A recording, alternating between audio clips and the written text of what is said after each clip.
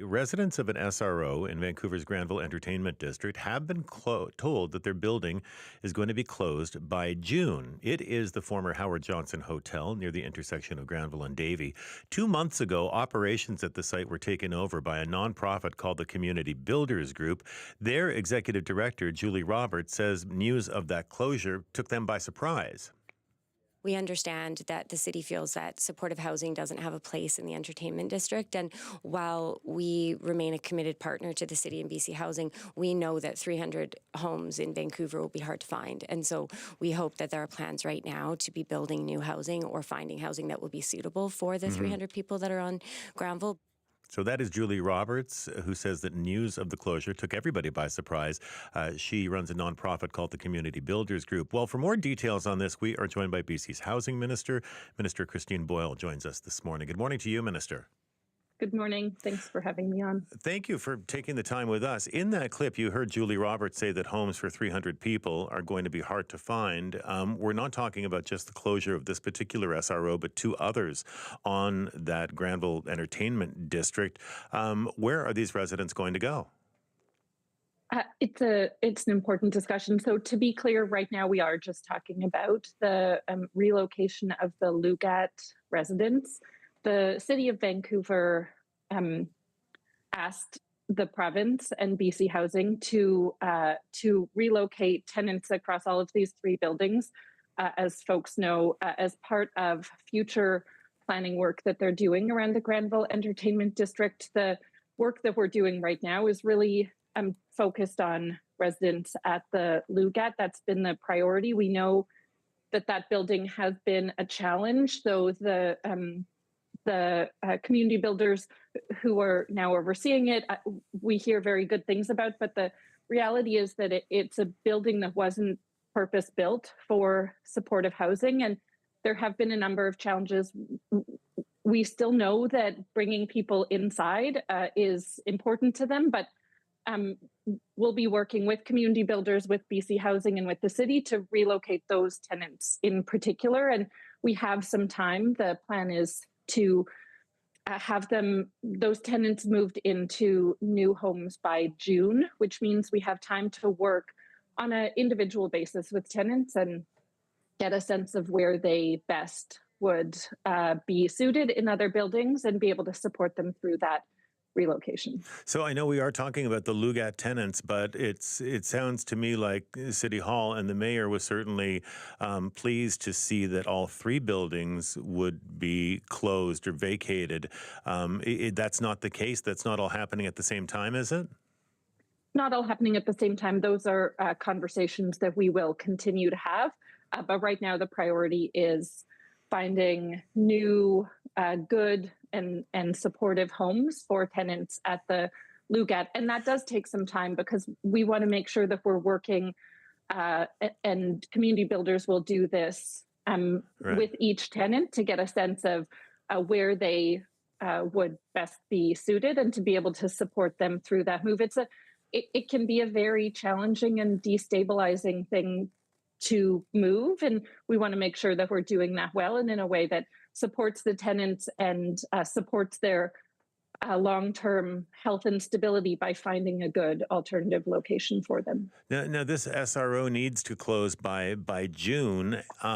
It just happens that the first World Cup game in Vancouver occurs on the 13th of June.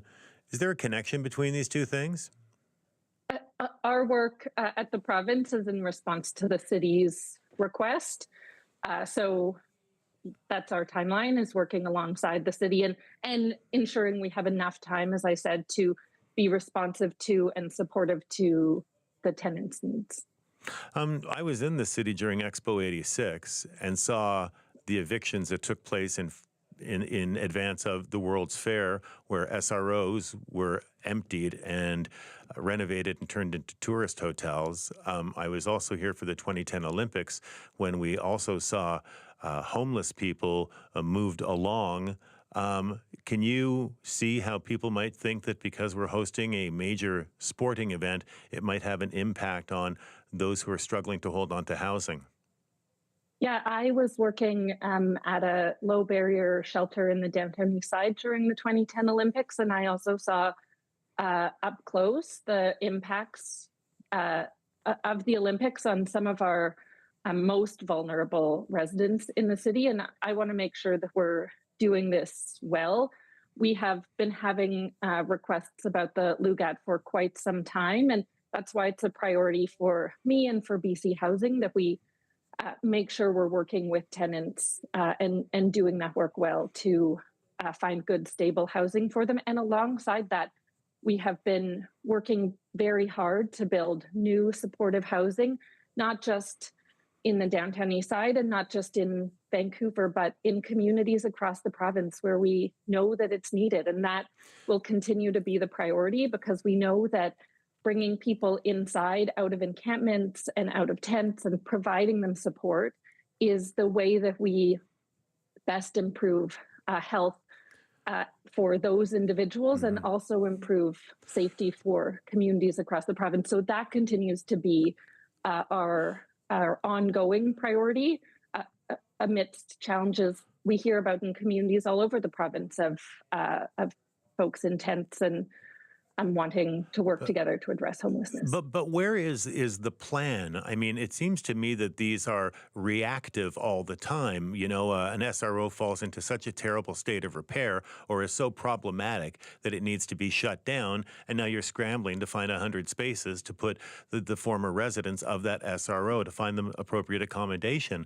Where's the plan to house people who actually need the housing?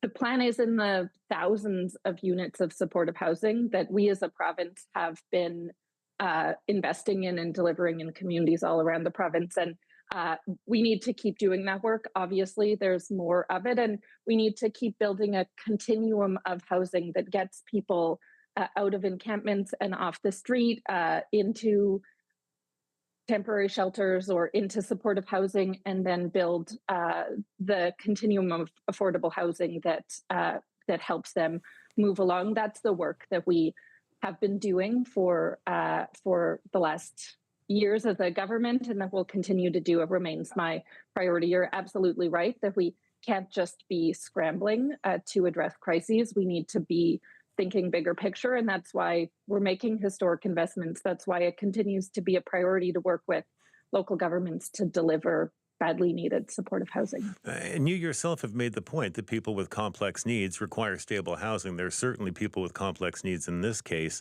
but again, those tenants are being relocated without any plan about where they're going to go, or where they might end up. I mean, what does that do to the sense of stability for these people?